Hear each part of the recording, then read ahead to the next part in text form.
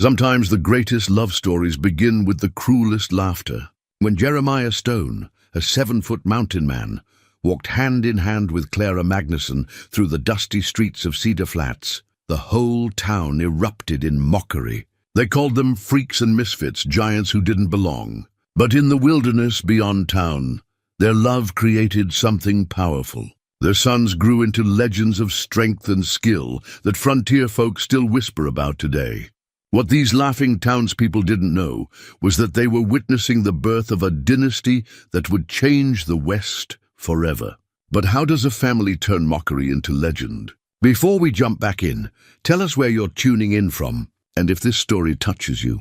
Make sure you're subscribed, because tomorrow I've saved something extra special for you. The morning sun cast long shadows across the Montana Territory as Jeremiah Stone descended from his mountain cabin, carrying a freshly killed elk across his massive shoulders like other men might carry a sack of grain. At 7 feet tall and built like the granite peaks he called home, Jeremiah was a sight that made even seasoned frontiersmen pause in wonder.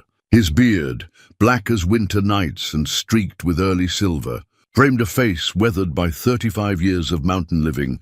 For 2 decades, Jeremiah had lived alone in those high places where the air grew thin and the silence spoke louder than any human voice. He'd built his cabin with his own hands from lodgepole pine and chinked it with clay from the creek bed. His neighbors were elk and bear, mountain lions and golden eagles. The nearest settlement, Cedar Flats, lay 3 days' ride down treacherous switchback trails that claimed the lives of inexperienced travelers. Most folks in Cedar Flats knew Jeremiah only by reputation, the mountain hermit who appeared twice a year to trade furs and meat for supplies, speaking barely a dozen words to anyone before disappearing back into his wilderness domain. Children would peek from behind their mothers' skirts when his towering figure darkened the doorway of Mackenzie's general store. Women would cross themselves and whisper prayers. Men would nod respectfully but keep their distance, recognizing something wild and untamed in his pale blue eyes.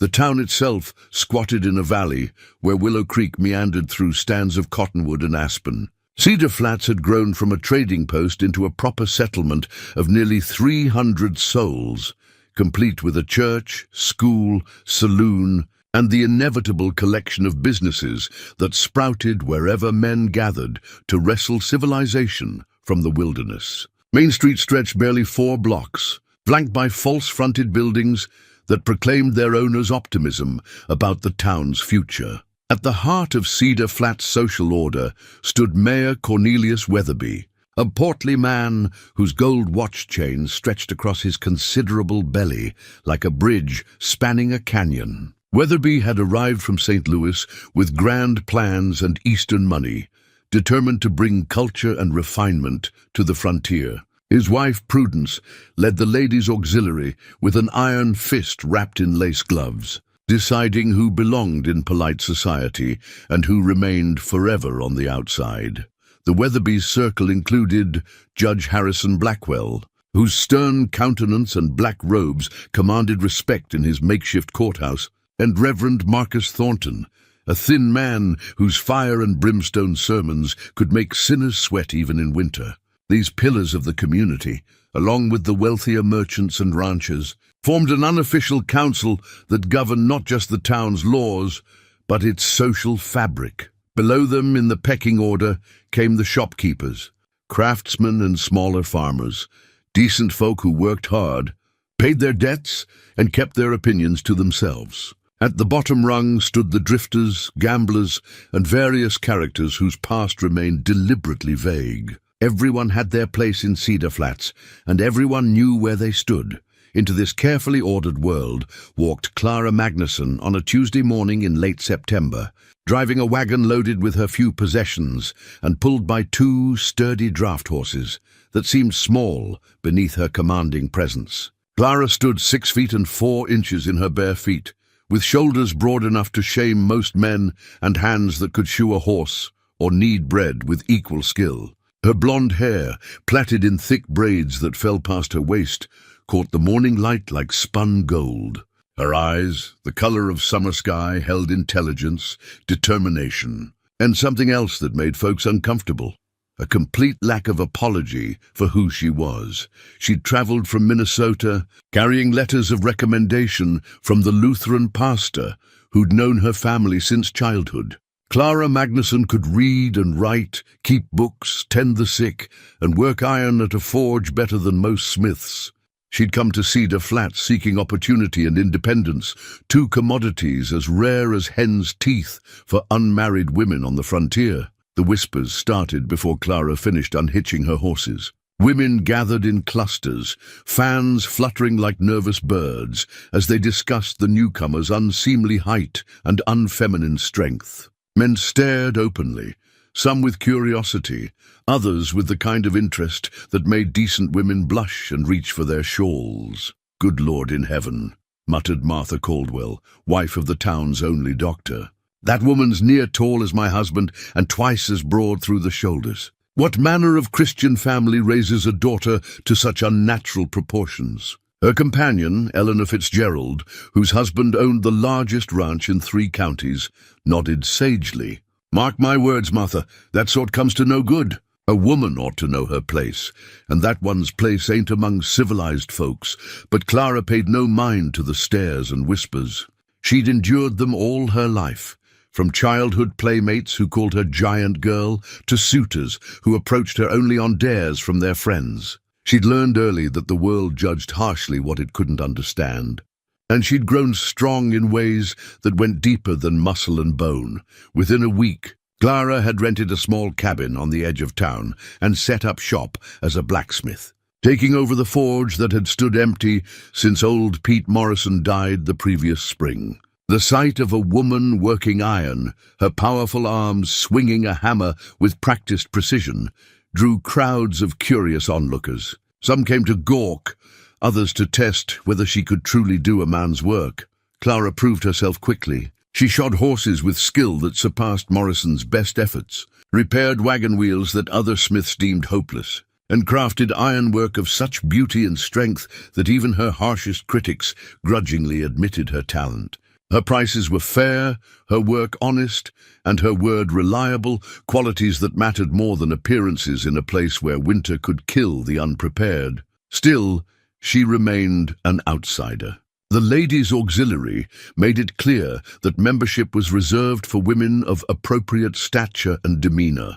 The unmarried men of Cedar Flats treated her as a curiosity rather than a potential wife. She attended church each Sunday, sitting alone in the back pew while families clustered together like islands of belonging she could never reach. It was on such a Sunday, as autumn painted the mountainsides in gold and crimson, that Jeremiah Stone made his seasonal journey to town for supplies. He'd traded his furs at Mackenzie's and loaded his packhorse with flour, coffee, salt, and the few luxuries that made mountain winters bearable.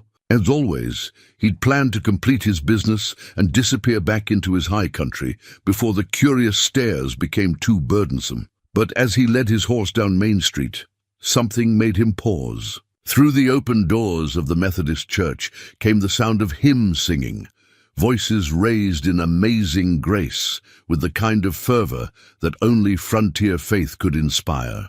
And rising above the chorus, clear and strong as mountain air, came a voice that made Jeremiah's heart skip against his ribs. He found himself drawn to the church window, his massive frame casting a shadow across the colored glass that someone had hauled all the way from Denver. Inside, the congregation sang with eyes closed and hearts open, but Jeremiah saw only one figure. In the back pew sat a woman whose height and strength matched his own, whose voice carried such beauty that it seemed to harmonize with something deep in his soul. Clara sensed his presence before she saw him. Some instinct, honed by years of being watched and judged, made her look toward the window where a silhouette blocked the morning light. Their eyes met through the glass, pale blue meeting summer sky, and in that moment, something passed between them that neither the townspeople's gossip nor the wilderness's isolation could explain. After the service ended and the congregation filed out in their Sunday finery, Jeremiah waited by the church steps. Clara emerged last, as was her custom, avoiding the clusters of families that gathered to exchange pleasantries and social observations. She moved with grace despite her size, carrying herself with the quiet dignity of someone who'd learned to find strength in solitude. "Ma'am," Jeremiah said, removing his hat to reveal hair as black as his beard. His voice, unused to conversation, came out rougher than he'd intended. "I don't believe we've been introduced. I'm Jeremiah Stone." Clara paused, studying this giant of a man who stood before her without the mixture of fear and fascination she'd grown accustomed to seeing in men's eyes. Instead, she saw recognition, not of her strangeness, but of something familiar, something kindred. "Clara Magnuson," she replied, extending a hand that could match his grip for grip. "I've heard tell of you, Mr. Stone. They say you live up in the high country." "That I do," he confirmed, finding her handshake firm and honest as her gaze. "And I hear you've taken over Morrison's forge. Folks say you do fine work." "I do what's needed," Clara said simply. But something in her voice suggested she appreciated being judged by her craft rather than her appearance. Around them, the Sunday crowd had gone suspiciously quiet, conversations trailing off as the good people of Cedar Flats watched this unprecedented meeting between the town's two most unusual residents. Mayor Weatherby's eyebrows had climbed nearly to his receding hairline. Prudence Weatherby fanned herself with such vigor that her feathers threatened to take flight. Judge Blackwell frowned as if witnessing some violation of natural law, but Jeremiah and Clara seemed oblivious to the attention, caught in a conversation that felt as natural as breathing, despite lasting only minutes. They spoke of practical things: the coming winter, the quality of local iron, the challenges of mountain living, but underneath ran currents of understanding that had nothing to do with words. When Jeremiah finally took his leave, promising to stop by her forge the next time he came to town, the whispers started before his horse had cleared the churchyard. "Did you see that?" gasped Sarah Mackenzie, the storekeeper's wife. "Those two giants talking like regular folks. It ain't natural, I tell you. Ain't natural at all." But Clara paid no mind to the gossip. She'd felt something stir in her chest during those few minutes of conversation, something she'd thought lost forever in the long years of being too tall, too strong, too different for any man's comfort. As she walked home to her lonely cabin, she found herself humming the hymn they'd sung that morning, her voice carrying across the evening air like a promise of things to come. High in his mountain fastness, Jeremiah Stone sat by his cabin fire and listened to the wind sing through the pines. But tonight the wilderness symphony seemed incomplete without the memory of a voice that had touched something in his soul he'd forgotten existed: the hope that even giants might find their place in a world that seemed too small to hold them. The weeks that followed brought Jeremiah to town more frequently than anyone could remember. Where once he'd appeared twice yearly, like some mythical creature emerging from the depths of winter, now he found reasons to make the 3-day journey every few weeks. A broken axe handle that needed replacing, a rifle that required the attention of a skilled smith, salt pork that had spoiled and needed replenishing. Each visit found him at Clara's forge, watching her work the bellows and shape red-hot iron with an artist's precision. They spoke of simple things: the weather, the quality of iron, the challenges of frontier life, but their conversations carried the weight of two souls recognizing themselves in another for the first time. Clara crafted a new axe handle for him, carving the hickory with care and attention that spoke of more than mere craftsmanship. The wood fit his massive hands perfectly, balanced and smooth as silk. When she handed it to him, their fingers touched briefly, and something passed between them that had nothing to do with commerce. "This is fine work," Jeremiah said, testing the weight and balance. "Better than I could have hoped for. It should serve you well in the high country," Clara replied. But her eyes held a question she couldn't quite voice: whether he might find reasons to need less service in those lonely mountains. The people of Cedar Flats watched this courtship with growing amazement and alarm. Two giants finding solace in each other's company challenged their understanding of how the world should work. At Mackenzie's general store, speculation ran as thick as molasses in January. "It ain't right," declared Tobias Fletcher, whose small stature made him particularly vocal about the impropriety of the situation. "Those two getting together, it's like watching mountains court each other. Nothing good can come of it." But despite the whispers and sideways glances, Jeremiah and Clara continued their cautious dance of attraction. He brought her gifts from the mountains: wildflower honey, smooth river stones, eagle feathers that caught the light like captured sunbeams. She crafted him items of practical beauty: a knife with perfect balance, horseshoes that would last through the harshest terrain, a fire poker carved with intricate designs. Winter arrived early that year, blanketing the mountains in snow and making travel treacherous. For weeks, Clara saw no sign of Jeremiah, and her heart grew heavy with worry and longing. The townspeople seemed relieved by his absence, as if his disappearance might restore the natural order they felt he'd disrupted. Then came the morning when Clara looked up from her forge to see him standing in the doorway, snow melting from his beard and shoulders, his pale blue eyes holding something new, a resolve that made her breath catch in her throat. "Clara," he said, his voice carrying across the ring of hammer on anvil like a bell tolling. "I have something to ask you." She set down her hammer, wiping her hands on her leather apron, knowing somehow that this moment would change everything. "What is it, Jeremiah?" He stepped into the forge, his massive frame filling the space, and for a moment the only sounds were the hiss of cooling iron and the distant murmur of Main Street life beyond the doors. When he spoke, his words carried the weight of a man who'd spent long winter nights wrestling with his heart.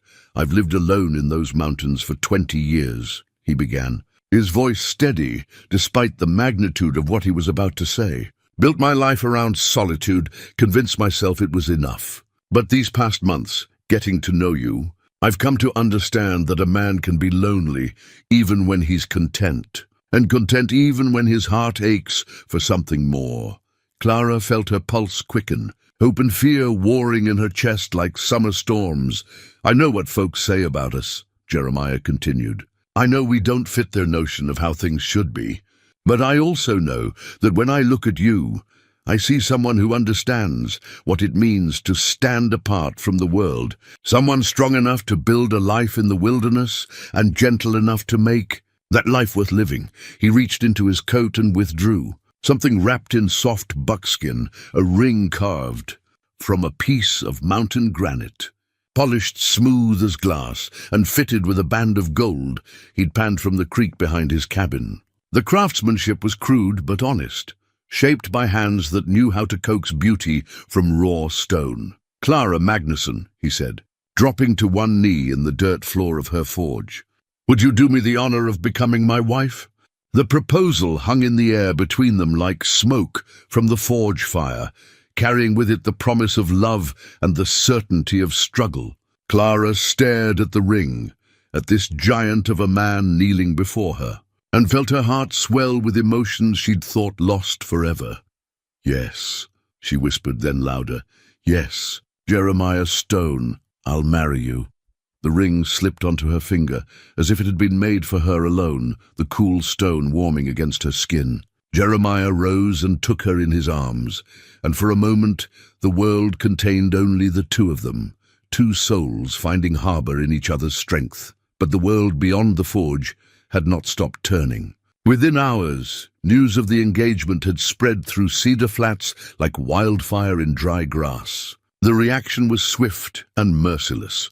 Mayor Weatherby called an emergency meeting of the town council, his face flushed with indignation. "Gentlemen, we have a situation that threatens the very fabric of our community. This unseemly alliance between these giants, makes a mockery of proper Christian marriage." Judge Blackwell nodded gravely. "The precedent is dangerous. What's to stop other unnatural unions if we allow this to proceed?" Prudence Weatherby organized the Ladies' Auxiliary into a campaign of moral outrage. Their afternoon tea transformed into a strategy session for preserving community standards. "That woman has bewitched him," she declared, her voice sharp as January wind. "No decent man would choose such a creature unless his mind had been addled by some unnatural influence." The gossip spread like poison through the community. Children were told to stay away from the giant couple, lest they be cursed with similar afflictions. Shopkeepers began treating both Jeremiah and Clara with barely concealed hostility. Even Reverend Thornton, when approached about performing the ceremony, hemmed and hawed about the appropriateness of blessing such a union. But perhaps the cruelest cut came from the younger men of the town, who saw the engagement as an opportunity for sport. They gathered outside the saloon, passing a bottle and placing bets on how long the marriage would last. "I give it 6 months," laughed Billy Morrison, Pete's nephew who'd inherited his uncle's drinking habits, if not his skills. "Soon as winter sets in and they're trapped together in that mountain cabin, they'll drive each other mad." "Hell, Billy," countered Tom Fletcher, Tobias's eldest son, "I don't think they'll make it through the wedding night. Imagine those two giants trying to—" His words dissolved into crude laughter that carried on the evening air, reaching Clara as she walked home from her forge. Each laugh felt like a physical blow, but she held her head high and continued walking. The granite ring on her finger, a tangible reminder that she was no longer alone in facing the world's judgment. In his mountain cabin, Jeremiah sat by the fire and carved a wedding chest from pine he'd cut and seasoned himself. Each stroke of the knife carried his hopes for their future, each careful joint a promise of the home they would build together. But even in the high country, the echoes of the town's laughter seemed to follow him, a reminder that their love would be tested by more than mountain winters and wilderness dangers. The date was set for the first Saturday in December, just 3 weeks away. As the day approached, the betting intensified. The gossip grew sharper, and the pressure mounted for someone, anyone, to put a stop to what many saw as an affront to natural order. But in her forge and in his cabin, Clara and Jeremiah continued their preparations, their love growing stronger in the face of opposition, their resolve hardening like iron in the fire. They would marry, despite the laughter and the betting and the cruel whispers. They would build a life together in the mountains, away from small minds and smaller hearts. What they didn't yet know was that the union would produce something the laughing townspeople could never have imagined, a legacy that would transform ridicule into reverence and make legends of their bloodline. The wedding took place on a bitter December morning when frost painted the church windows like lace, and the breath of the few attendees rose in white clouds above the pews. Reverend Thornton had finally agreed to perform the ceremony, though his discomfort showed in every hesitant word and nervous glance. Only a handful of people came to witness the union. Dr. Caldwell and his wife Martha, who possessed enough Christian charity to overlook their reservations. Old Henrik Larsen, the Norwegian trapper who recognized kinship with fellow outcasts. And young Timothy Mackenzie, the storekeeper's son, whose curiosity outweighed his parents' disapproval. But if the congregation was small, the bride and groom filled the church with their presence. Clara wore her mother's wedding dress, let out and lengthened to accommodate her magnificent frame, the ivory silk shimmering in the weak winter light. Jeremiah stood beside her in a black suit he'd ordered special from Denver, his mountain-weathered hands gentle as he slipped the matching granite band onto her finger. When Reverend Thornton pronounced them husband and wife, their kiss was brief but tender, a promise sealed before God and the few witnesses brave enough to attend. Outside, snow began to fall in fat, lazy flakes that settled on their shoulders like nature's blessing. The reception was a simple affair in the church basement: coffee, cake, and quiet conversation while the storm gathered strength beyond the windows. As the newlyweds prepared to leave for their honeymoon journey to Jeremiah's mountain cabin, Dr. Caldwell pulled him aside. "You take care of that woman," the doctor said, his weathered face serious. "She's got more courage than half the men in this town, marrying you knowing what she'll face. The mountains are hard on everyone, but they're especially hard on women who aren't born to them." Jeremiah clasped the older man's hand. "I'll guard her with my life, Doc. That's a promise."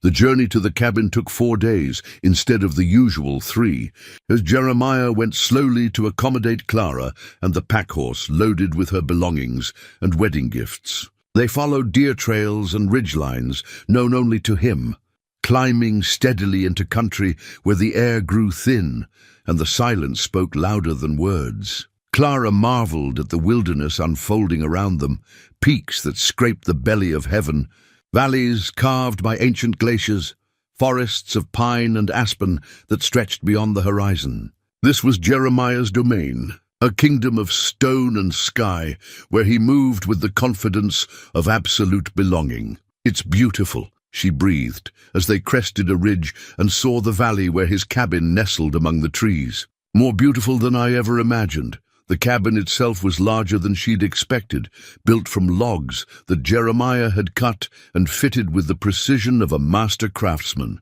Inside, everything spoke of solitary comfort. Handmade furniture built to accommodate his size, shelves lined with books, a massive stone fireplace that could warm the entire structure. But it was clearly a bachelor's domain, lacking the touches that made a house a home. "I know it ain't much," Jeremiah said, suddenly uncertain as he watched Clara examine their new home. "Been living alone so long, I forgot what a woman might need or want." Clara turned to him with a smile that warmed him more than any fire. "It's perfect, Jeremiah. We'll make it ours together."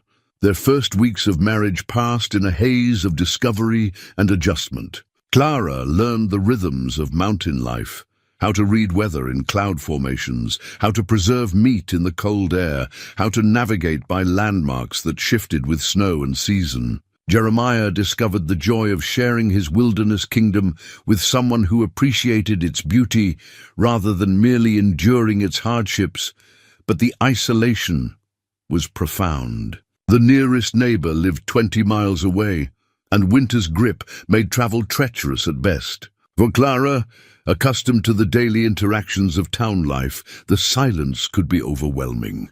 There were days when the only sounds were wind in the pines and the distant call of hunting wolves. Jeremiah, sensing her struggle, worked to fill the quiet hours. He taught her to track game, to read the stories written in snow and mud. She learned to ski on wooden boards he carved for her, to ice fish in the frozen creek, to appreciate the subtle differences between various types of silence. In return, Clara brought changes that transformed the cabin from shelter to home.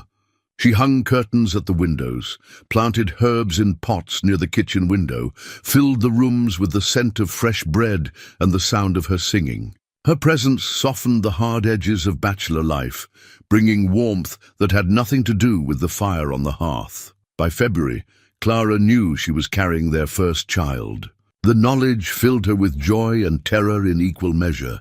Joy at the promise of new life, terror at the thought of giving birth so far from medical help. When she told Jeremiah, his face lit up like sunrise over the peaks. "A child," he whispered, his large hands covering hers. "Our child," but practical concerns soon tempered their celebration.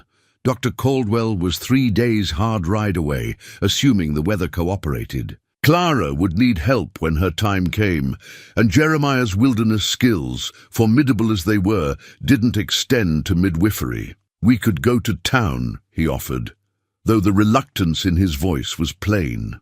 "Stay with someone until the baby comes." Clara shook her head. "This is our home, Jeremiah. Our child should be born here, in the place that will shape them. We'll find a way." Spring arrived late that year, snow lingering in the shaded valleys well into May.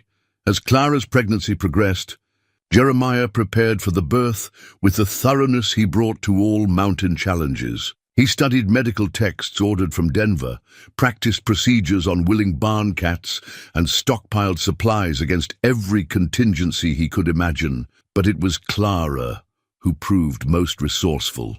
Drawing on childhood memories of helping her mother tend to neighbor women, she prepared remedies from mountain plants: willow bark for pain, yarrow to stop bleeding, pine needle tea for strength. Her hands, so skilled at shaping iron, proved equally capable at preserving life. The rifle that hung over their mantel had belonged to Jeremiah's father, passed down through 3 generations of stone men who'd carved their lives from wilderness. It was more than a weapon. It was a symbol of the family's ability to survive in country that tested everyone who dared call it home. As summer deepened and Clara's time drew near, that rifle took on new significance. The mountains held dangers beyond difficult births. Grizzly bears protecting cubs, mountain lions hunting for easy prey, and the occasional human predator drawn by isolation and opportunity.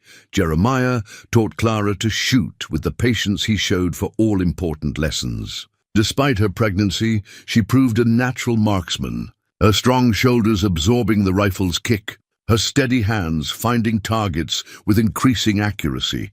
"Every woman up here needs to know how to protect herself and her family," he explained as she practiced on pine cones at increasing distances. "The mountains don't care about your condition or circumstances. They only respect strength and preparation." By late August, Clara could outshoot most men in Cedar Flats, a skill that would prove more valuable than either of them imagined in the trials to come. Samuel Stone entered the world on a September morning when autumn painted the mountainsides in gold and crimson. His birth cry echoed through the valley like a young eagle's call, strong and wild and free. Clara labored for 14 hours, Jeremiah at her side, and when their son finally arrived, both parents stared in wonder at what they had created. The baby was enormous.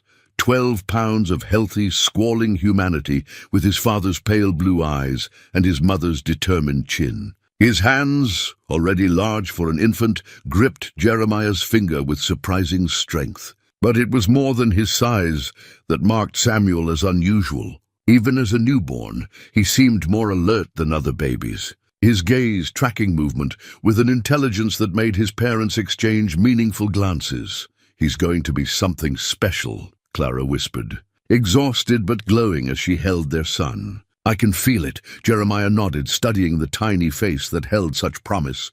"Stone men have always been large, but this one, he's going to be larger than us all."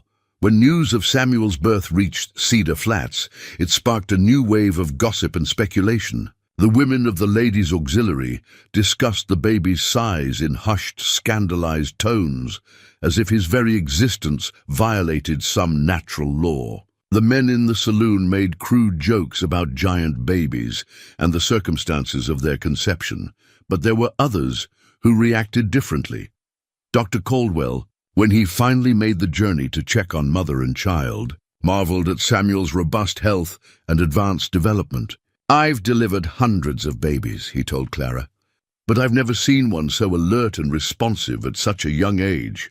Old Henrik Larsen, the Norwegian trapper, visited in late October and spent an hour studying the baby with eyes that had seen much in 7 decades of frontier life. "That child carries the mark of greatness," he declared, his accent thick with conviction. "In the old country, we would say he was born with the blessing of the mountain spirits." As winter settled over the high country, Samuel continued to amaze his parents with his rapid development. He lifted his head weeks before other babies, rolled over at 2 months, and began sitting unsupported by 4 months. His appetite was prodigious, and Clara found herself eating constantly to maintain her milk supply. But it was Samuel's physical strength that truly set him apart. By 6 months, he could grip objects with enough force to bend soft metal. Clara discovered this when she gave him a pewter spoon to teeth on, only to find it twisted into an unrecognizable shape an hour later. "Jeremiah," she called, holding up the mangled spoon. "Look at this." Her husband examined the twisted metal, his face a mixture of pride and concern. "That's not possible," he murmured. "No baby should be able to do this." Yet the evidence was undeniable. As Samuel grew, so did demonstrations of his unusual abilities. He crawled with such force that he left gouges in the wooden floor. When he began pulling himself upright, he left handprints embedded in the logs of their cabin walls. The cradle that Jeremiah had carved with such care for his firstborn became the first in a series that would mark the Stone family's growing legend.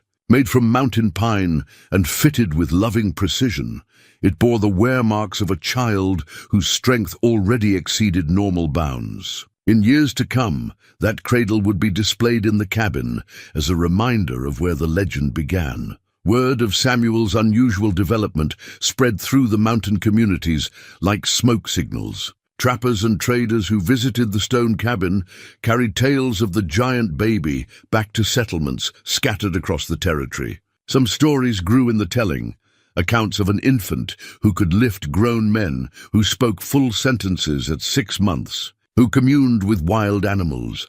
Most of these tales were exaggerations, but the truth was remarkable enough. Samuel did seem to understand human speech earlier than normal children. He did show an unusual affinity for the mountain wildlife that visited their cabin. And his physical development continued to outpace every milestone that marked normal infant growth. In Cedar Flats, the stories created a mixture of fascination and fear. Some saw Samuel's abilities as a blessing, evidence that God smiled upon the union of two pure hearts. Others whispered of unnatural influences, of what happened when giants bred together in violation of divine intention. Mayor Weatherby called another emergency council meeting, his face grave with concern. "Gentlemen, these reports about the stone baby, if they're true, we may have a situation that requires careful consideration." Judge Blackwell nodded thoughtfully. "Unusual circumstances often call for unusual responses. We must think about the welfare of the entire community, but their discussions remained theoretical. As Samuel was safely distant in his mountain home, growing stronger each day under the loving care of parents who saw his abilities as gifts rather than curses. Spring brought new challenges to the Stone household. Samuel, now crawling with tremendous vigor, required constant supervision to prevent him from inadvertently damaging furniture or, more concerning, hurting himself through the sheer force of his movements. Clara fashioned padding for sharp corners and reinforced everything within the baby's reach. The child's appetite continued to amaze. By his first birthday, Samuel consumed as much food as a grown man, his body burning energy at a rate that matched his accelerated development. Jeremiah found himself hunting more frequently, bringing down larger game to keep up with their growing needs. But perhaps the most remarkable aspect of Samuel's development was his temperament. Despite his unusual strength and rapid growth, he remained a happy, affectionate child who seemed to intuitively understand the need for gentleness. He never used his strength aggressively, never hurt his parents despite his powerful grip. "It's like he knows," Clara observed one evening as she watched Samuel carefully pet a rabbit that had wandered into their cabin. "He understands that he's different, that he needs to be careful." Jeremiah agreed, marveling at his son's instinctive wisdom. Mountain children grow up fast, but this one, he's growing up with the wisdom of someone much older. As Samuel's first birthday approached, Clara discovered she was pregnant again. The news filled them with joy and anticipation, but also with growing awareness that their family was destined to be anything but ordinary. In the town below, betting had resumed about the Stone family's future. But now the wagers centered not on whether their marriage would survive, but on what manner of children they would produce. Some bet on normalcy, eventually asserting itself. Others wagered that each child would be more remarkable than the last. None of them guessed how right the second group would prove to be, or how their casual betting would transform into something closer to awe as the Stone family legend continued to grow. In the mountain cabin where love had conquered ridicule, a dynasty was taking shape that would redefine what it meant to be human in the untamed American West. The cradle that had held Samuel now awaited his sibling, ready to begin rocking another child whose story would become part of frontier folklore. But first, Samuel himself had more growing to do, more impossible feats to perform, more evidence to provide that some families are touched by forces beyond ordinary. Understanding, Daniel Stone arrived in the world on a stormy March night when thunder rolled through the mountains like the voice of an angry god. His birth was even more dramatic than his older brothers, 16 pounds of baby with lungs that could be heard echoing off the canyon walls. If Samuel had been remarkable, Daniel was extraordinary. Where Samuel had been alert and strong, Daniel was alert, strong, and possessed of an almost supernatural awareness of his surroundings. Even as a newborn, his eyes seemed to track things that weren't there, as if he could see beyond the normal spectrum of human perception. His grip was powerful enough to leave marks on his father's hands, and his cries could wake wildlife a mile away. Clara recovered from the birth with the resilience that had sustained her through frontier life. But even she was amazed by Daniel's rapid development. While Samuel had been advanced for his age, Daniel seemed to operate on an entirely different timeline. He held his head up within days of birth, rolled over at 6 weeks, and was crawling by 3 months with a speed that made supervision nearly impossible. The family Bible, which Jeremiah updated meticulously with each significant event, now bore the record of 2 extraordinary births. Written in his careful script were the measurements and milestones that documented the emergence of something unprecedented in human experience. The Bible itself became an artifact of growing legend, its pages chronicling the birth of giants in an age when such things belonged to ancient myths. By Daniel's first birthday, both boys displayed abilities that defied conventional understanding. Samuel, now 2, could lift objects that should have required multiple grown men. Daniel, still technically an infant, possessed coordination and strength that amazed even his parents. Together, they played games that would have been dangerous for normal children. Wrestling matches that shook the cabin, foot races that left craters in the yard. Word of the Stone Children spread far beyond the immediate mountain communities. Traders and travelers carried tales eastward, and soon letters arrived from newspaper reporters and scientific societies requesting interviews. Jeremiah burned them all, understanding that his family's privacy was worth more than any fame or money outsiders might offer. But privacy became increasingly difficult to maintain. The spring of Daniel's 2nd year brought an influx of visitors to the mountain valley, some genuinely curious, others hoping to profit from association with the growing legend. Most were turned away at the valley's entrance by Jeremiah's intimidating presence and clear unwillingness to discuss his family with strangers. A few persistent souls made it through, however. Professor Edmund Hartley from the University of Colorado arrived in June, claiming scientific interest in unusual human development patterns. He was a thin, nervous man whose spectacles constantly slipped down his nose and whose city clothes marked him as hopelessly out of place in the wilderness. "Mr. Stone," he began, mopping sweat from his brow after the arduous journey, "I represent the academic community's interest in documenting extraordinary human capabilities. Your children could be vital to our understanding of human potential." Jeremiah studied the professor with the same intensity he brought to tracking dangerous game. "My children aren't specimens for your studies, Professor. They're my sons, and they deserve to grow up without being poked and prodded by strangers." Clara, holding Daniel while Samuel played nearby, added her own perspective. "We've heard about your scientific communities, Professor Hartley. Seems to me they're more interested in putting unusual folks on display than in understanding anything meaningful." The professor departed frustrated and empty-handed, but not before he'd observed enough to fuel academic speculation for years to come. His published paper, "Anomalous Physical Development in Isolated Populations," would become a cornerstone of early anthropological study, though it carefully avoided naming the Stone family directly. That same summer brought a different kind of visitor, one whose presence would prove far more significant to the family's future.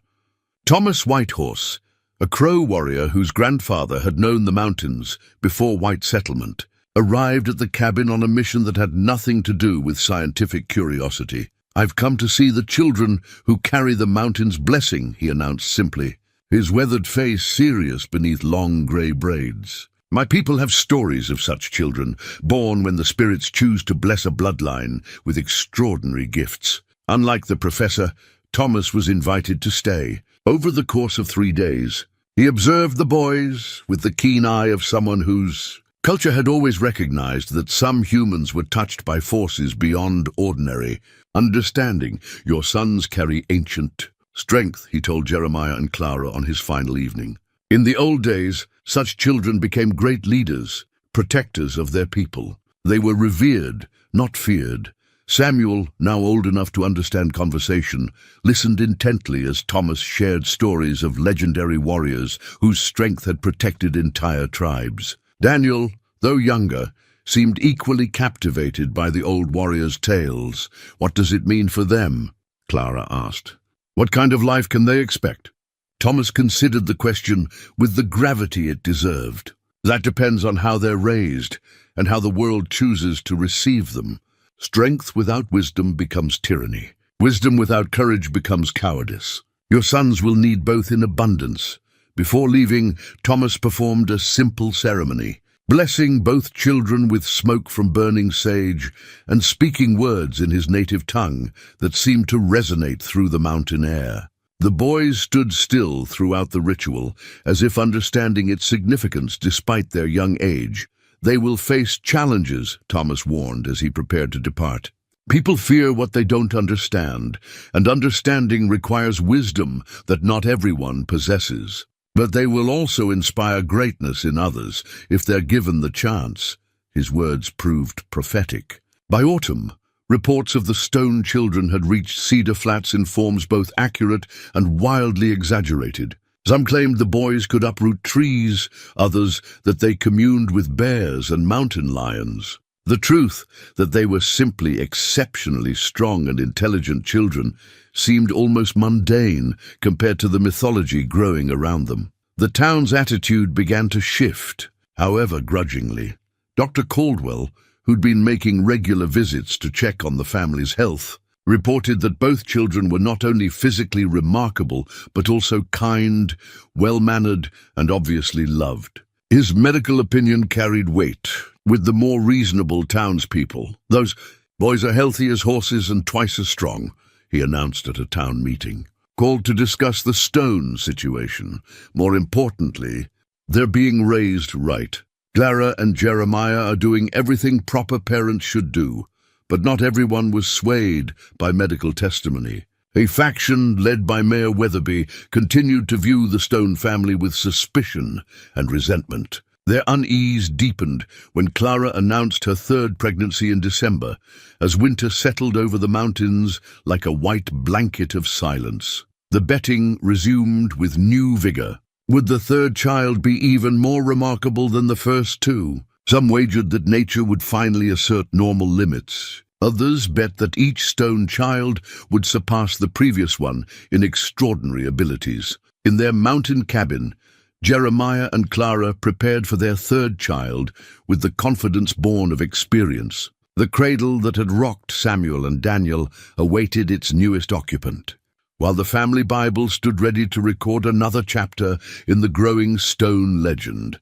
But as winter deepened and Clara's pregnancy progressed, strange signs began appearing in the mountain wilderness, tracks of unusual size, disturbances that suggested the presence of something far more dangerous than curious academics or hostile townspeople. The mountains, it seemed, held threats that even the Stone family's growing reputation couldn't discourage. The rifle over their mantle would soon serve purposes beyond hunting game, and the children's extraordinary abilities would face their first real test against forces that viewed their strength not with awe or fear, but with predatory interest. Joshua Stone entered the world during a blizzard that lasted 3 days and buried the mountain valley under 10 feet of snow. His birth cries shattered icicles hanging from the cabin eaves and sent wildlife fleeing for miles in every direction. At 18 pounds, he was the largest of the Stone children yet born, and his strength was immediately apparent when he gripped the doctor's finger with enough force to make the seasoned physician wince. Dr. Caldwell, who had made the treacherous winter journey specifically to attend the birth, stared at the newborn with something approaching disbelief. "Morning, ma'am," called the leader, a scarred man whose eyes held the cold calculation of a predator. "Heard tell you folks got some valuable property up here. Thought we might discuss a business arrangement." Clara straightened from her garden, her hand moving instinctively to the rifle she kept within reach. "We're not interested in any business arrangements. I suggest you move along." The man's companions spread out, a movement Clara recognized as tactical positioning. But before the situation could escalate, Samuel and Daniel approached the strangers with the fearless curiosity of children who had never learned to be afraid. "Who are you?" Samuel asked, his 4-year-old voice clear and strong. At nearly 5 feet tall, he was already larger than some grown men, though his youthful face marked him clearly as a child. The rustlers exchanged glances, clearly unprepared for children of such unusual size. Their leader recovered first, his voice taking on a falsely friendly tone. "Well now, boy, aren't you a big one? Where's your daddy?" "Working," Daniel answered simply, stepping protectively in front of his baby brother Joshua, who sat playing in the dirt nearby. Though only 3, Daniel stood nearly as tall as Samuel and possessed an awareness that made him seem far older than his years. The lead rustler made the mistake of reaching for his gun, perhaps thinking to intimidate the family into submission. He never completed the motion. Samuel, moving with speed that defied his size, crossed the 20 feet between them in 2 strides and grasped the man's wrist with enough force to make bones creak audibly. "You shouldn't point guns at my mama," Samuel said, his young voice carrying an authority that belonged to someone much older. "My daddy says that's not polite." The rustler tried to pull free, his face contorting with pain and shock.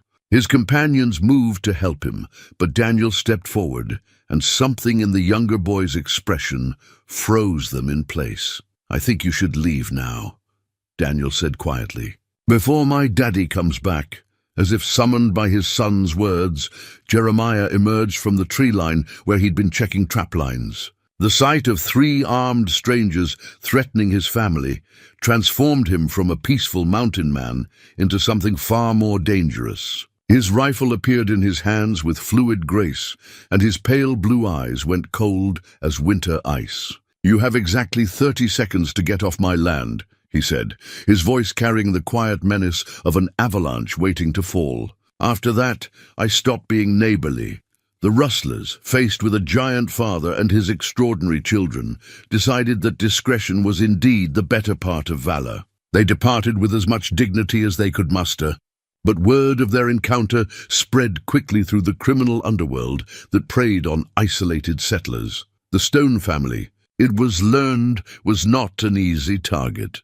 But if the first confrontation established the family's ability to defend themselves, it also marked a turning point in their relationship with the surrounding communities. News of how Samuel and Daniel had handled armed adults reached Cedar Flats and the other settlements, transforming abstract stories about strong children into concrete evidence of their remarkable abilities. Dr. Caldwell, when he heard the account, shook his head in amazement. A 4-year-old boy overpowering a grown man.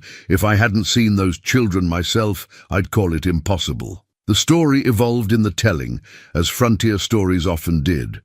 Some versions had Samuel lifting horses, others had Daniel stopping bullets with his bare hands. But beneath the exaggerations lay a truth that even the most skeptical had to acknowledge. The Stone children were unlike anything anyone had ever seen. In Cedar Flats, the betting took on a different character. No longer were people wagering on whether the children were truly extraordinary. That question had been settled. Now they bet on what the boys might accomplish as they grew older, what kind of men they might become, whether their strength would be used for good or ill. Mayor Weatherby, faced with shifting public opinion, found his position increasingly uncomfortable. The townspeople who had once supported his efforts to discourage the Stone family were now asking pointed questions about why he'd opposed them so vigorously. "Seems to me," observed Henrik Larsson, during one heated town meeting, "that family up in the mountains has done nothing but good for this community. They've run off rustlers who've been plaguing our ranches for years. Maybe it's time we stopped treating them like outcasts and started treating them like the asset they clearly are." The old Norwegian's words carried weight with the practical-minded frontier folk who valued results over social conventions. A delegation was formed to visit the Stone family and extend a formal apology for the town's previous treatment. But Jeremiah and Clara, when approached with the offer of reconciliation, received it with cautious grace. They harbored no grudges, but they had learned to be wary of sudden changes in public opinion. "We appreciate the gesture," Jeremiah told the delegation, "but our boys are still young, still learning what it means to carry the strength they've been given. We'll continue to live quietly up here, raising them right, and hope that's enough for everyone." Clara added her own perspective, her voice carrying the wisdom of a mother who understood the challenges her children would face. Strength without character is dangerous, whether it's in a normal man or an extraordinary one. Our boys will learn to use their gifts responsibly, but that learning takes time and patience. As summer arrived and Joshua celebrated his first birthday by lifting objects that should have required multiple adults to move, the Stone family settled into a new phase of their mountain life. They had proven themselves capable of defending their home and family. They had earned a grudging respect from their neighbors, but most importantly, they had begun establishing the moral foundation that would guide their sons as they grew into the legends that frontier folk would tell around campfires for generations to come. The wooden sign at their valley entrance now bore 3 notches, marking 3 extraordinary children born to love that had conquered ridicule. But the story of the Stone family was far from over, and the greatest challenges and the greatest triumphs still lay ahead in the untamed wilderness they called home. "Clara." "Jeremiah," he said slowly, "this child is beyond anything I've seen in 40 years of medical practice. His muscle tone, his reflexes, his awareness, it's as if he was born already months old." Clara, exhausted but radiant, held her newest son with the expertise of a mother who had learned to handle extraordinary children. "Each one has been special in their own way," she said, marveling at Joshua's alert gaze. "But this one, there's something different about him." Indeed, Joshua's development outpaced even his remarkable brothers. While Samuel had been advanced and Daniel extraordinary, Joshua seemed to operate according to entirely different laws of human growth. He lifted his head and tracked movement within hours of birth. By 1 week he was rolling over. By 1 month he was sitting unsupported and reaching for objects with startling precision. The wooden sign that Jeremiah had carved to mark their property line now bore a new significance. "Stone Ranch," it read, burned into seasoned oak and mounted on a post at the valley's entrance. But beneath the family name, Jeremiah had begun adding notches, 1 for each child born, each mark representing another addition to what people were starting to call the Stone Dynasty. The sign served multiple purposes. It marked their territory for legitimate visitors, but it also served as a warning to those who might approach with less honorable intentions. Tales of the Stone family's extraordinary children had spread far beyond the immediate region, attracting attention from elements of society that parents of unusual children had good reason to fear. By spring, when Joshua was 6 months old and already displaying strength that rivaled his 2-year-old brother Daniel, the Stone property had attracted the interest of men whose intentions were far from academic. Cattle rustlers, claim jumpers, and various criminal elements had begun probing the valley's defenses, drawn by reports of isolated wealth and hoping to find easy targets. They could not have been more wrong. The first group, to test the Stone family's resolve, arrived on a misty April morning when the boys were playing in the yard while Clara tended her garden. 3 rough-looking men on horseback approached the cabin with the casual arrogance of those accustomed to taking what they wanted from weaker victims. The wanted poster arrived with the autumn mail, carried by a circuit rider who seemed nervous about more than just the treacherous mountain trails. With shaking hands, he passed the weathered paper to Jeremiah, mumbling something about official business from the territorial marshal's office. The poster bore a familiar face sketched in black ink, the scarred leader of the rustlers who had threatened the family that spring. But it was the text beneath the image that made Jeremiah's blood run cold. Wanted, Marcus Blackjack Whitmore, leader of the Blackwood Gang. $500 reward for information leading to capture. Warning, extremely dangerous. Has sworn vengeance against former Federal Marshal J. Stone for killing his brother during Deadwood bank robbery. 1879, Clara, reading over her husband's shoulder, felt the world shift beneath her feet. "Jeremiah?" she whispered, her voice barely audible above the mountain wind. "Federal Marshal J. Stone." The secret that Jeremiah had carried for 15 years hung between them like smoke from a dying fire. The boys, playing nearby with Joshua's first wooden toys, seemed to sense the sudden tension in their parents' voices. Samuel, now 5 and perceptive beyond his years, approached with the careful steps of a child who understood that something significant was happening. "Daddy?" Samuel asked, his pale blue eyes, so like his father's, studying the poster with intelligence that belonged to someone much older. "Who is that man?" Jeremiah knelt to his son's level, his massive hands gentle as he placed them on Samuel's shoulders.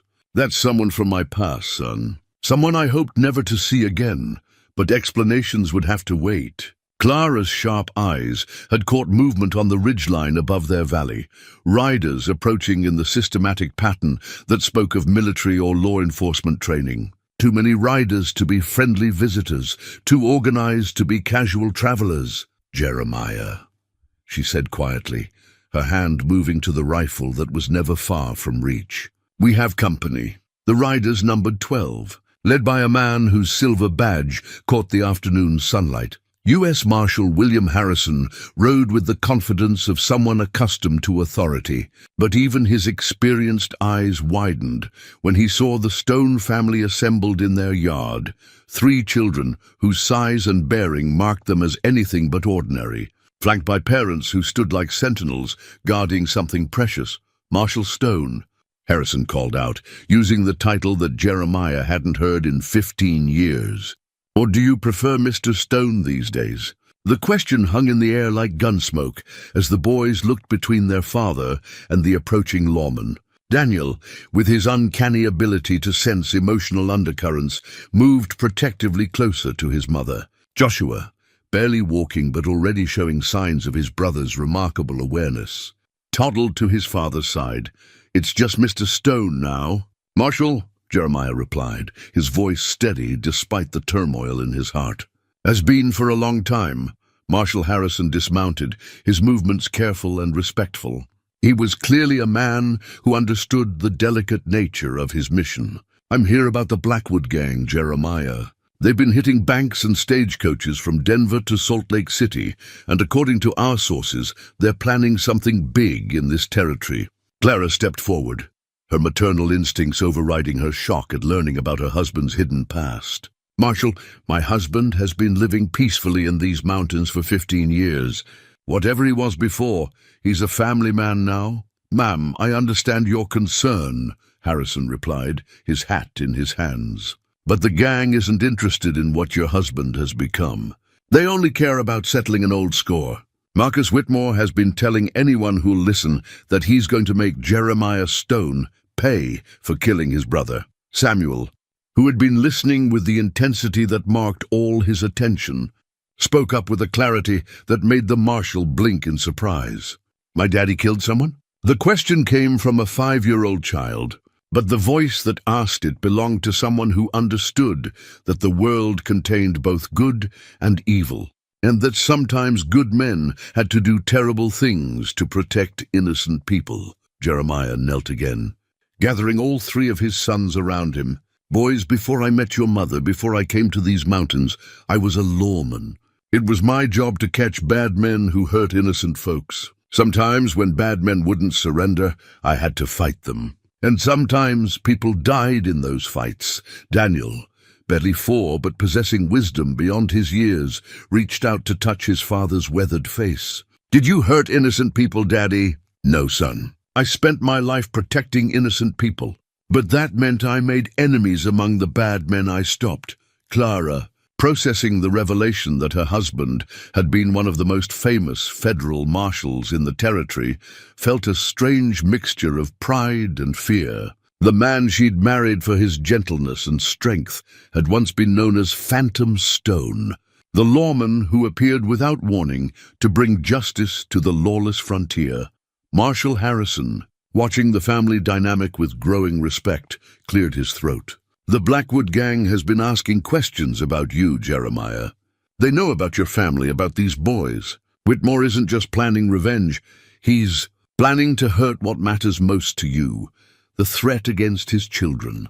Transformed Jeremiah from peaceful mountain man back into the federal marshal who had never lost a fight against criminal elements. His pale blue eyes went cold as winter death, and his voice carried the authority that had once made outlaws surrender without drawing their guns. "How many men does Whitmore have?" he asked, and Clara heard in his tone the echo of the man she'd never known, the legendary lawman whose reputation had cleared entire territories of criminal activity. At least 20, probably more. They've been recruiting from every gang between here and California. "This isn't just about revenge anymore, Jeremiah. Whitmore is planning to use your reputation to build himself into the most feared outlaw leader in the West." Samuel, whose remarkable intelligence allowed him to follow the adult conversation despite his young age, looked up at his father with eyes that held no fear, only determination. "Are they going to try to hurt Mama and Joshua and Daniel?" "They're going to try, son," Jeremiah answered honestly. "But they're going to find that the Stone family is harder to hurt than they expect." The badge that Marshal Harrison carried in his saddlebags wasn't just a piece of metal. It was a symbol of the authority and responsibility that Jeremiah had set aside when he chose love over duty 15 years ago. When Harrison offered it to him, along with a temporary commission to deal with the Blackwood gang, Jeremiah stared at it for a long moment. "I swore I was done with that life," he said quietly. "Some oaths are stronger than others," Harrison replied. "Your oath to protect your family might just be the strongest of all." Clara, understanding that their peaceful mountain existence was about to change forever, stepped beside her husband. "If you pin on that badge, you won't be facing this alone.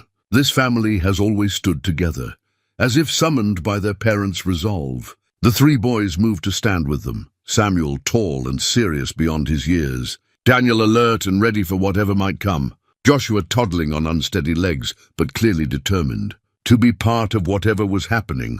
The sight of the Stone family, united in the face of threat, sent a message that even Marshal Harrison's experienced deputies understood. They weren't looking at potential victims. They were looking at a force of nature that the Blackwood gang was about to encounter.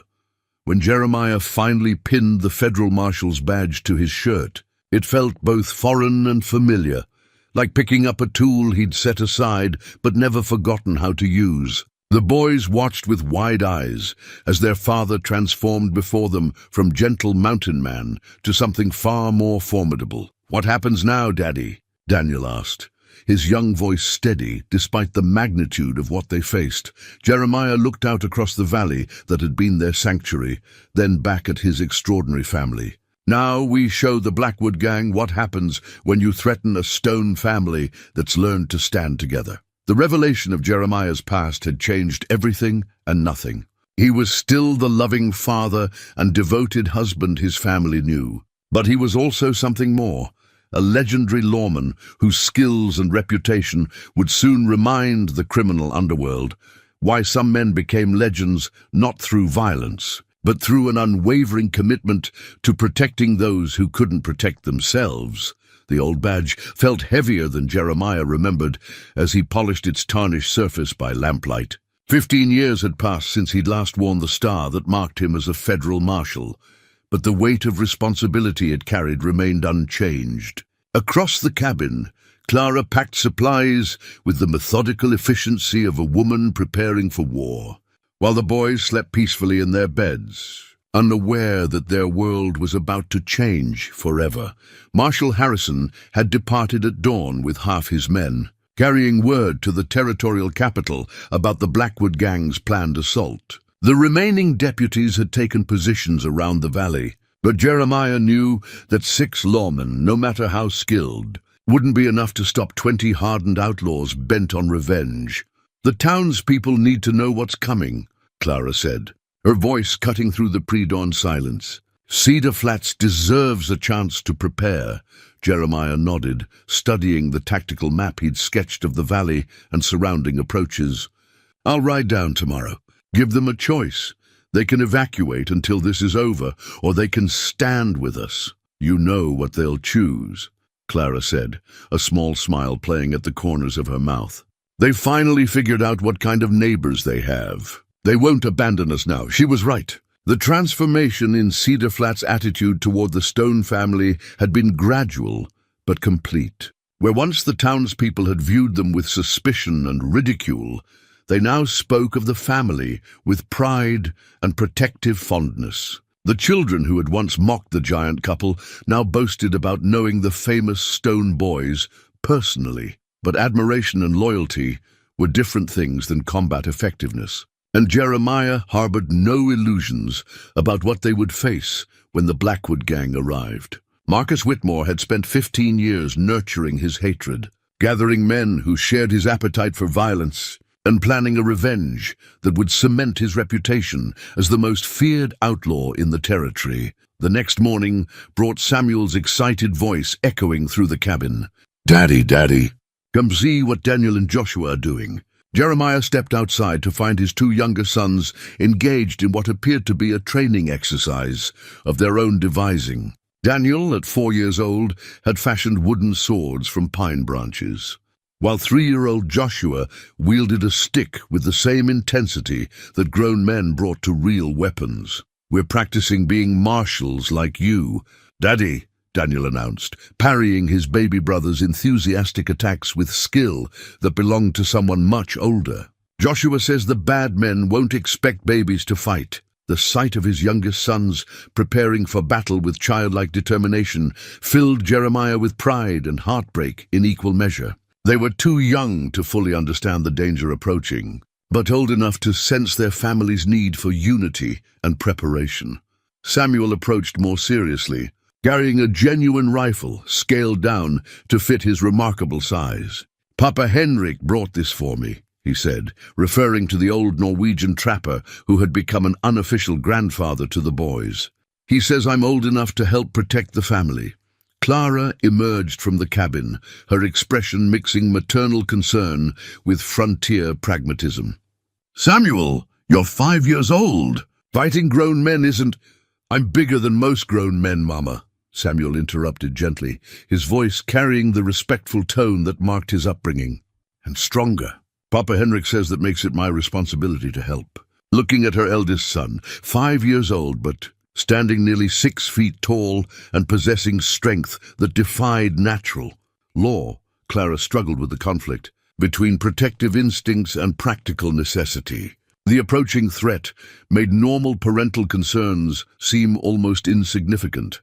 Jeremiah knelt beside Samuel, his weathered hands checking the rifle's action with professional competence. "Son, carrying a gun means being ready to take a life to protect the people you love. That's not a decision any man should make lightly, especially one as young as you." "I understand, Daddy," Samuel replied, his pale blue eyes holding wisdom that belonged to someone much older. "But if bad men try to hurt Mama or Daniel or Joshua, I won't let them. I can't let them." The conversation was interrupted by the sound of approaching hoofbeats, not the organized pattern of lawmen, but the irregular rhythm of civilians pushing their horses hard. Jeremiah's hand moved instinctively to his gun as riders crested the ridge and descended into the valley. But these weren't outlaws. Dr. Caldwell led a delegation of townspeople from Cedar Flats, their faces grim with determination and purpose. Behind him rode Mayor Weatherby, Judge Blackwell, and a dozen other men that Jeremiah recognized as the backbone of the frontier community. "Marshal Stone," Dr. Caldwell called out, using the title with obvious pride. "We heard about the threat to your family. We've come to help, Mayor Weatherby, whose opposition to the Stone family had once been legendary, dismounted with the awkward dignity of a man eating a large portion of crow. "Marshal, I owe you and your family an apology for my past behavior. But words aren't going to stop the Blackwood gang. We brought something more useful." The something more useful turned out to be a wagon loaded with weapons, ammunition and supplies, everything the townspeople could spare for what they'd come to think of as their war. Judge Blackwell, whose stern demeanor had intimidated courtrooms for decades, approached with legal documents that made the defensive preparations official. "I've issued warrants for the entire Blackwood gang," he announced, his voice carrying judicial authority. "Anyone who aids in their capture or elimination will be acting under color of law."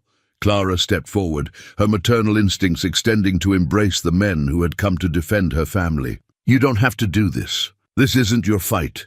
Henrik Larsson, who had arrived with the townspeople despite his advanced age, laughed with the humor of someone who had survived 7 decades of frontier life. "Young Clara, any fight that threatens those boys of yours is our fight. Those children are the future of this territory. And we're not about to let outlaws destroy that future." The old Norwegian's words carried weight with the practical-minded frontier folk who had learned to recognize value when they saw it. The Stone children represented something unprecedented, a new kind of human being, adapted to the harsh demands of wilderness life, possessed of strength and wisdom that could shape the territory's destiny. As the volunteers organized themselves into defensive positions, Jeremiah found himself remembering the tactical skills that had made him legendary among lawmen. He positioned sharpshooters on the ridges, established fallback positions in case the cabin's defenses were breached, and created overlapping fields of fire that would make any assault costly for the attackers. But it was Clara who proposed the most innovative defensive strategy. "The boys' abilities aren't just for protection," she pointed out during an evening planning session. "They're advantages that Whitmore won't expect or know how to counter."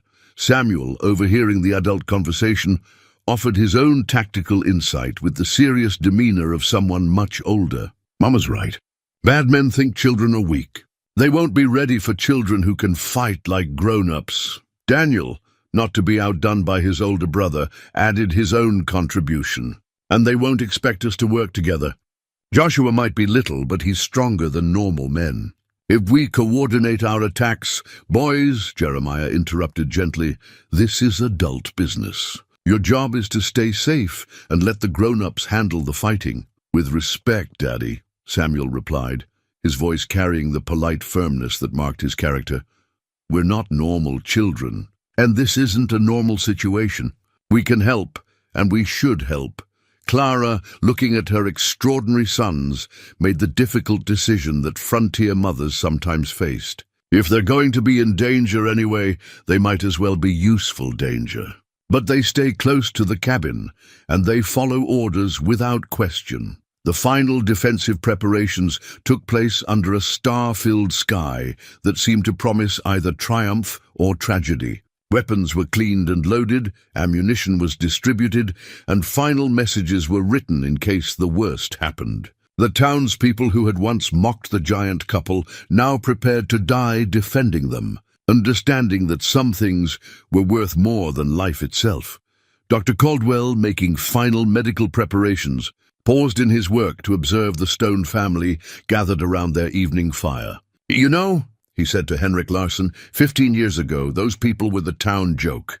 Now they're what we're willing to fight and die for."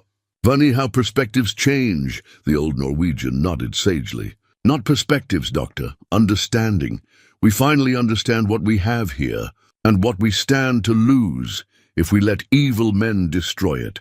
As the night deepened and sentries took their positions, Jeremiah made one final check of the defenses. The badge on his chest caught starlight as he moved through the shadows, and he felt the weight of responsibility that had defined his younger years. But this time, the stakes were more personal than justice or law. This time, he fought for the family that had transformed him from a lonely lawman into something better. In their cabin, Clara read bedtime stories to boys who would face their first real battle in the morning. Their innocent questions about good men and bad men, about courage and fear, reminded her that no matter how extraordinary their children might be, they were still children who deserved to grow up in a world where strength protected rather than destroyed.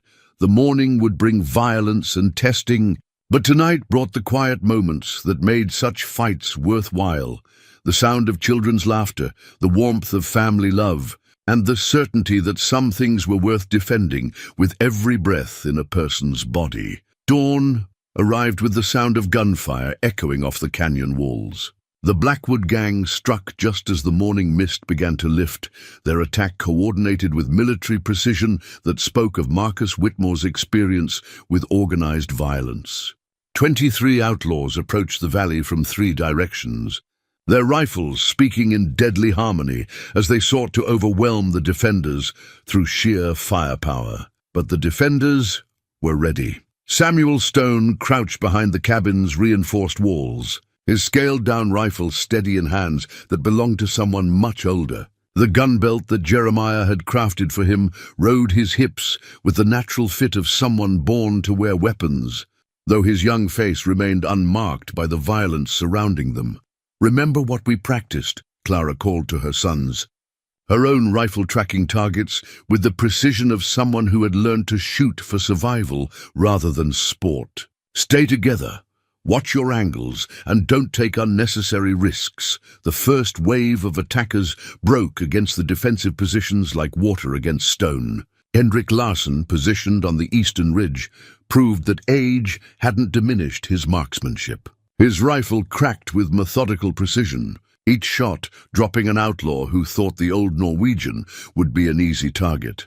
Dr. Caldwell, despite his medical oath to do no harm, had armed himself with a shotgun and positioned himself to defend the cabin's rear approach. When 3 outlaws tried to circle behind the main defenses, they found themselves facing a physician whose determination to protect his patients extended to the use of lethal force. But it was the Stone children who provided the day's first major surprise for the attacking gang. Samuel, despite his youth, possessed skills that rivaled veteran gunfighters. His shots found their targets with disturbing accuracy, while his supernatural reflexes allowed him to dodge return fire that should have been impossible for anyone to avoid. Daniel, too young to carry a rifle but old enough to understand tactics, served as his family's eyes and ears. His uncanny ability to sense movement and intention gave the defenders advance warning of flanking attempts and coordinated assaults. Even Joshua, barely 3 years old, but possessed of his family's extraordinary awareness, contributed to the defense by pointing out threats that adult eyes had missed. Mayor Weatherby, crouched behind an overturned wagon that served as defensive cover, shook his head in amazement as he watched the Stone children function as an integrated fighting unit. "Those aren't normal kids," he muttered to Judge Blackwell, who was methodically reloading his rifle between shots. "Nothing about this family is normal," the judge replied, his legal mind appreciating the tactical precision with which the Stones coordinated their defensive efforts. "That's exactly why they're worth defending." The first assault lasted 30 minutes before Whitmore's men pulled back to regroup and reassess their opposition. They had expected to face a handful of townspeople defending an isolated family.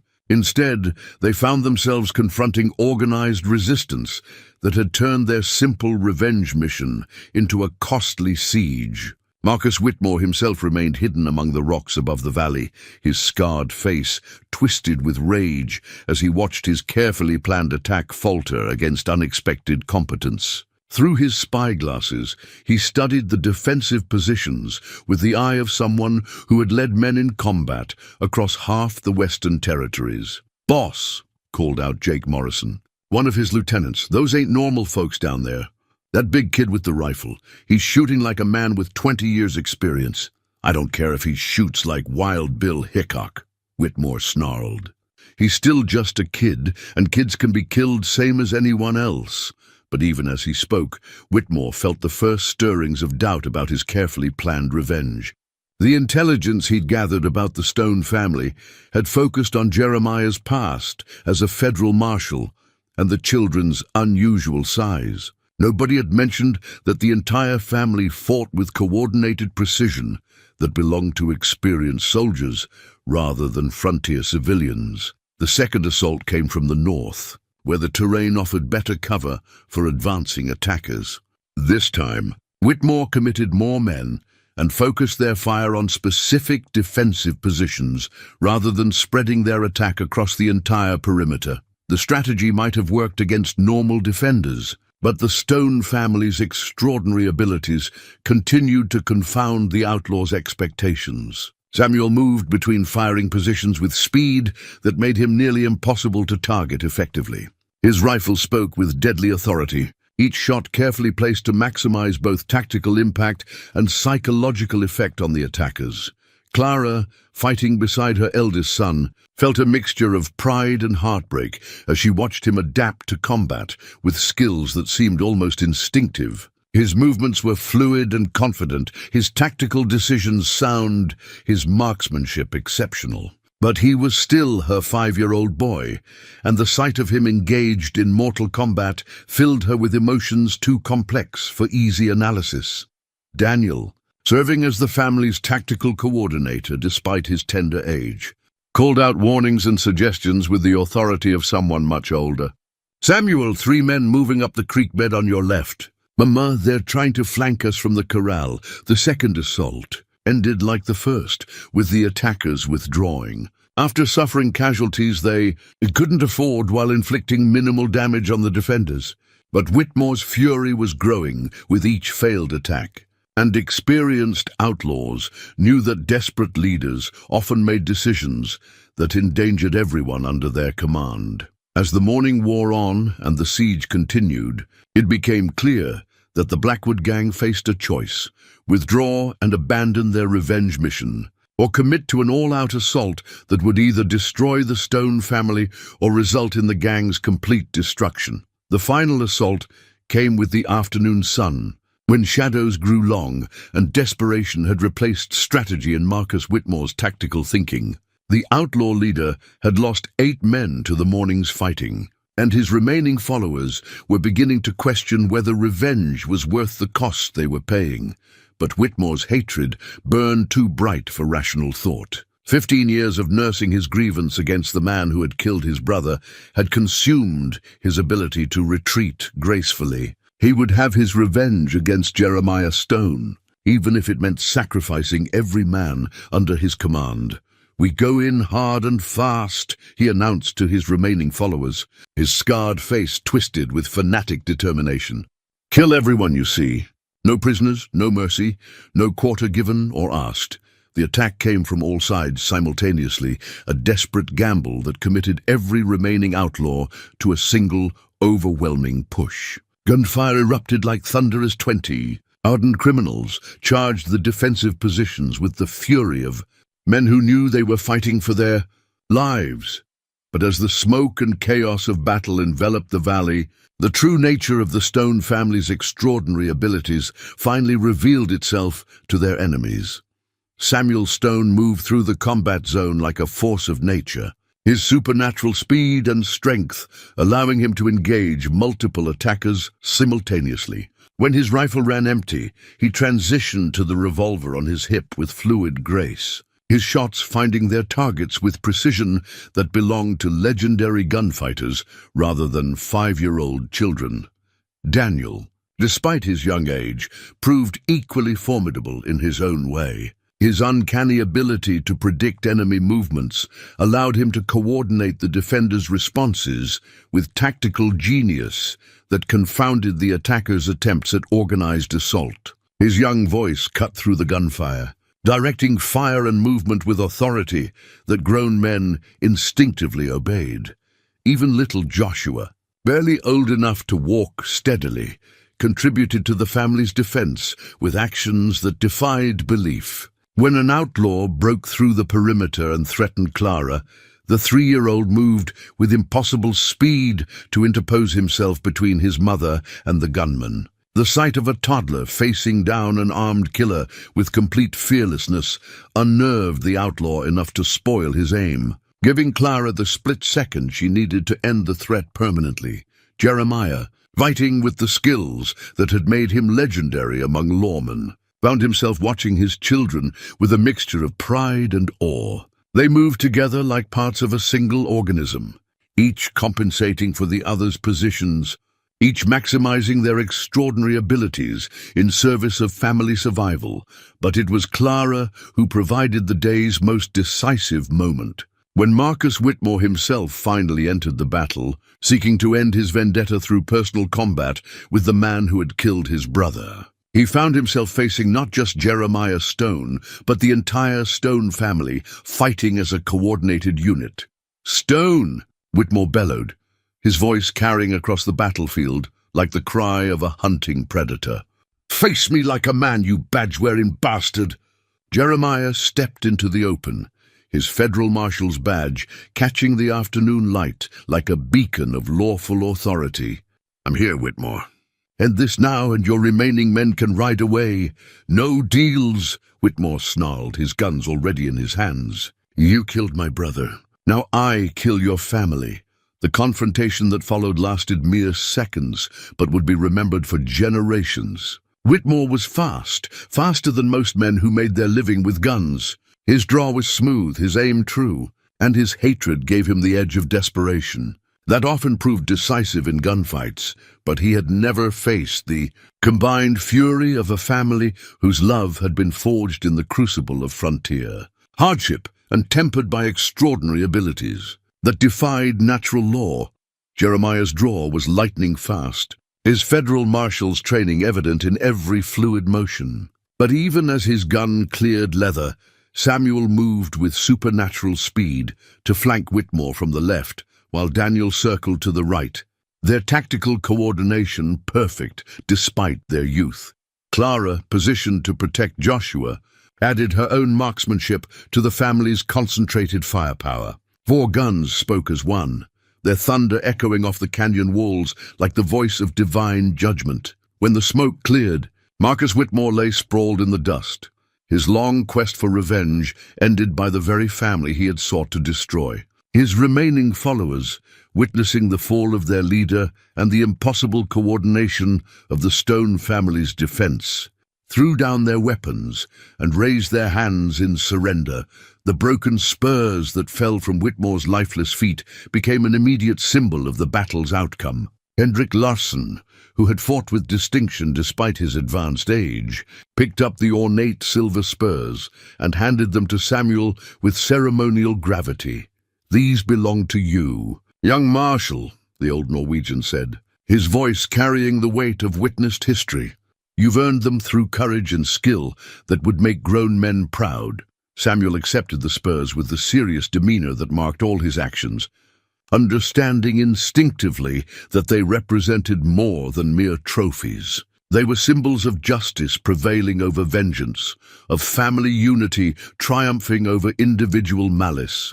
The aftermath of the battle revealed the true cost of the Blackwood Gang's quest for revenge. 11 outlaws lay dead, including their leader, while the remaining 12 faced the prospect of federal trials and long prison sentences. Not a single defender had been killed, though several bore wounds that Dr. Caldwell treated with the skill of someone accustomed to frontier violence.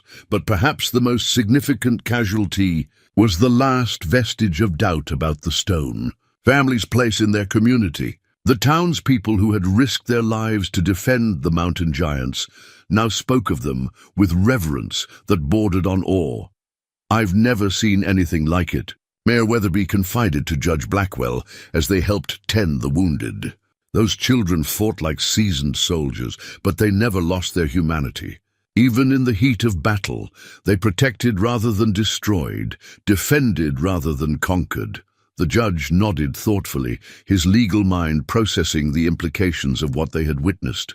"They're what we all hoped the frontier would produce, people strong enough to survive its challenges, wise enough to use that strength responsibly." As evening fell over the valley, and the last of the prisoners were secured for transport to territorial authorities. The Stone family gathered around their cabin fire for the first time in days, without the threat of violence hanging over them. The boys, despite their extraordinary performance in battle, remained fundamentally children who needed comfort and reassurance after their first real taste of mortal combat. Clara held Joshua, while Samuel and Daniel leaned against their father's massive frame, seeking the security that only family love could provide. The federal marshal's badge that Jeremiah wore seemed somehow different now, not just a symbol of legal authority, but a tangible reminder that some responsibilities transcended individual choice. "What happens now, Daddy?" Samuel asked, his young voice carrying the weight of someone who had seen too much violence for his tender years. Jeremiah considered the question with the gravity it deserved. "Now we rebuild, son. We help our neighbors heal from what they've endured on our behalf. We honor the trust they've placed in us by continuing to be the kind of people worth defending." Clara added her own wisdom to the family discussion. "And we remember that strength without purpose is meaningless. But strength used to protect what matters most can change the world."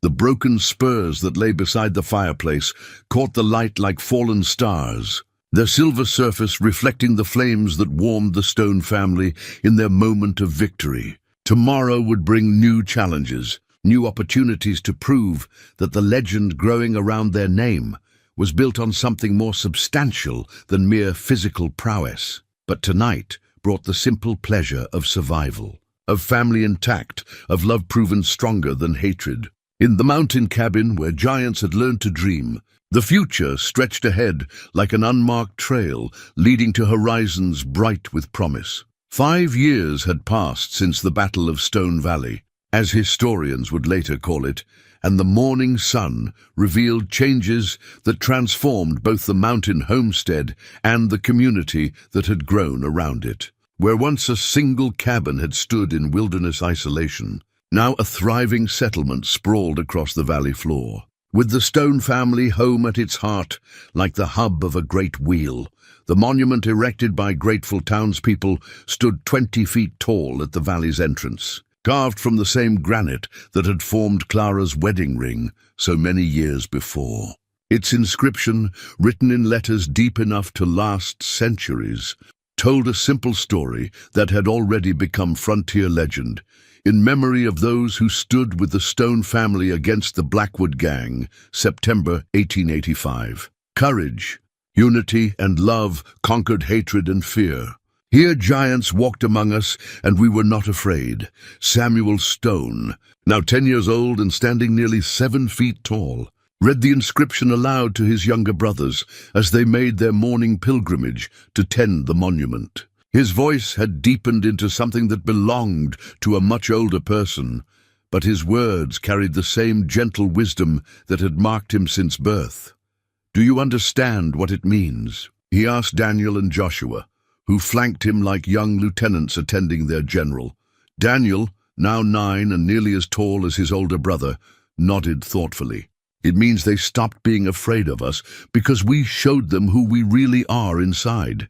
Joshua, 7 years old, but already displaying the family's characteristic size and strength, added his own interpretation with the seriousness that marked all Stone family discussions. "It means we proved that being different doesn't mean being dangerous."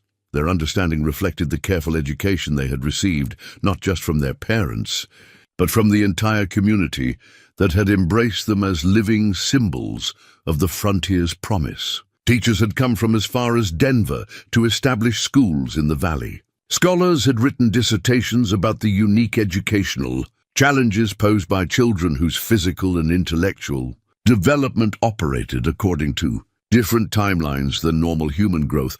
But perhaps the most significant change was evident in Cedar Flats itself, which had grown from a struggling frontier town into a thriving community that people traveled hundreds of miles to visit. The Stone family's reputation drew settlers, merchants, and entrepreneurs who understood that extraordinary people created extraordinary opportunities.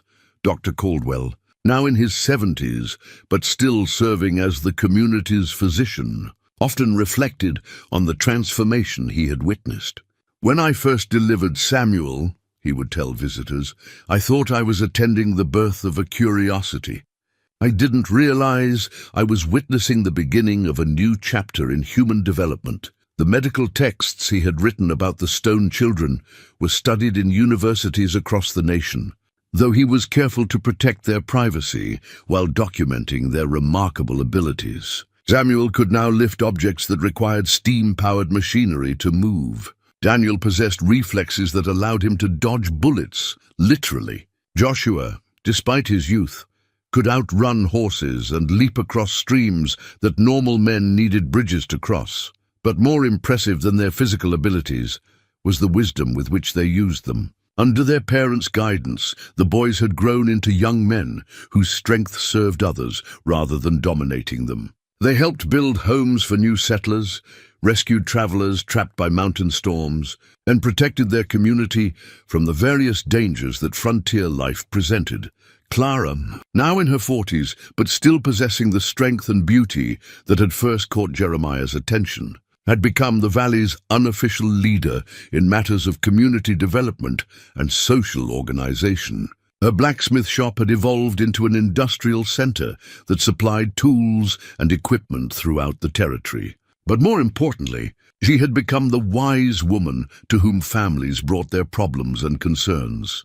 "Strength is a gift," she would tell parents struggling to raise children in the harsh frontier environment.